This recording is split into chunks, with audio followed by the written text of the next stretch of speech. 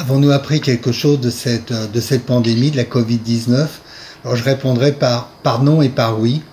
Les scientifiques avaient, pour beaucoup, pas forcément qu'en écologie, mais aussi, je pense à tous ceux qui travaillaient sur les maladies infectieuses émergentes, donc on avait beaucoup d'indicateurs. On voyait de toute façon augmenter le nombre d'épidémies, on voyait aussi augmenter cette fragilité des systèmes.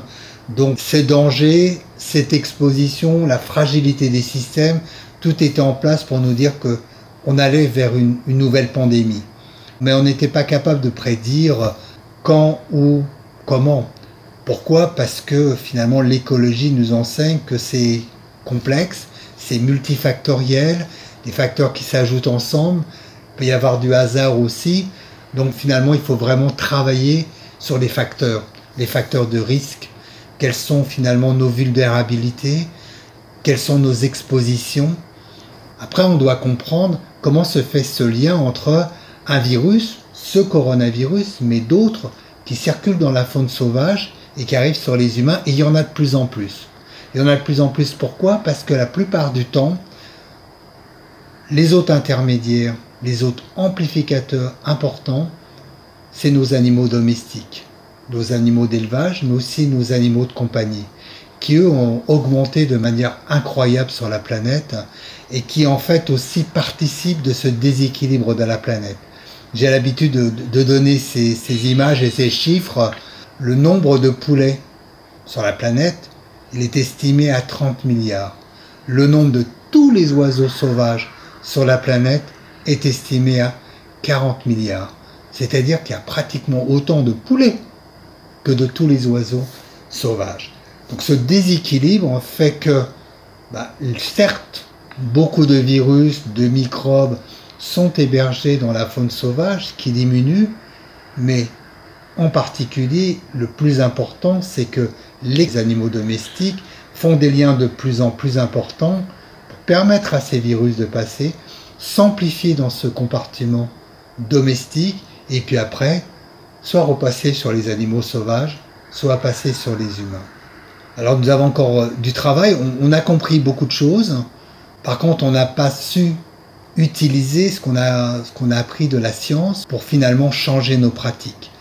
Je pense que si on continue sur la vision qu'il faut simplement surveiller et améliorer la biosécurité, que ce soit pour les humains ou que ce soit pour les animaux, je pense que c'est pas suffisant. C'est nécessaire, mais pas suffisant.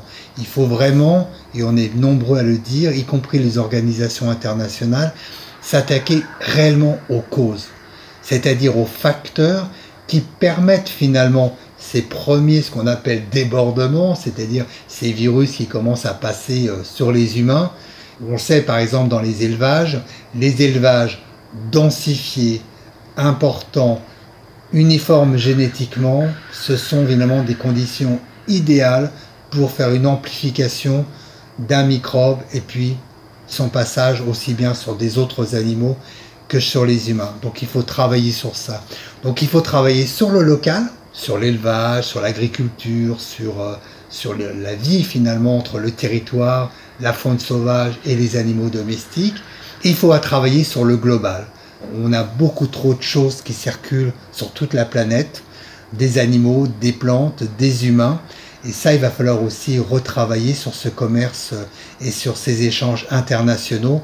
En 1970, on était à peine 400 millions à prendre l'avion et on est arrivé en 2019 à plus de 4 milliards de personnes à prendre l'avion. Ça veut dire avec des personnes comme moi qui pouvaient le prendre plusieurs fois par an. Donc là, on a appris quelque chose pendant ces 2 années de pandémie, que finalement, on pouvait se déplacer moins. Prendre du temps pour les voyages, oui, on va peut-être visiter moins de choses, mais ce qu'on va visiter, on va prendre le temps de le visiter, c'est-à-dire prendre son temps.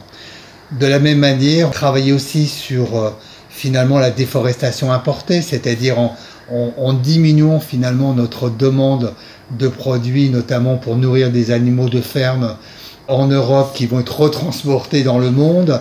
Il va falloir travailler aussi sur une revégétalisation de notre nourriture, moins de protéines animales, plus de protéines végétales. Finalement, ça va être bon pour notre santé. Ça va être bon aussi pour le climat, ça va être bon pour la nature, on peut vraiment avoir une belle stratégie, mais ça veut dire aussi qu'il faut retransformer notre économie, remettre la ferme et l'élevage finalement au cœur de nos territoires.